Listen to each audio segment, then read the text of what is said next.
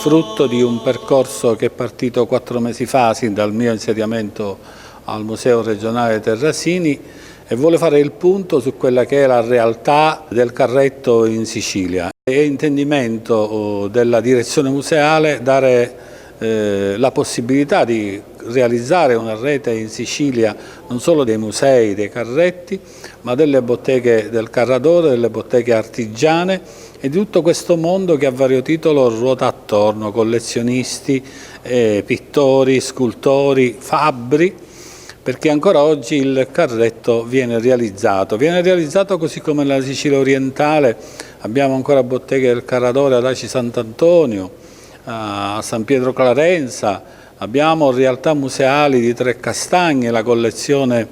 Giuffrida, e abbiamo collezioni anche da questo lato della Sicilia occidentale, da Partinico a Palermo, a Cinisi, a Terrasini, dove siamo adesso,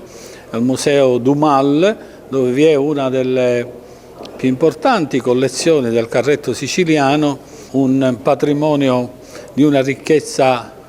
enorme che vogliamo mettere a sistema, vogliamo mettere a reddito, ma un reddito culturale. Quindi il museo, nella qualità di ente regionale, si assume l'onere di portare avanti in nome e per conto della Sicilia e tutte le aziende private questo network, di comunicare che c'è una Sicilia che produce, che lavora e che si è riappropriata di questo brand, di questa identità che è l'arte del carretto in Sicilia. Certamente il carretto non assurge più alla funzione del trasporto e pertanto come tale non può considerarsi un mezzo di lavoro, ma è un mezzo d'arte. Oggi le collezioni più importanti, oltre ad avere un quadro di De Chirico, un quadro razionalista, un quadro moderno, un quadro espressionista, hanno anche una collezione di carretti o di mascellare, che sono le sponde o qualche chiave di carretto che viene reinterpretata. Arte e artigianato insieme per darne un valore, anche un valore etico, culturale e commerciale, perché no?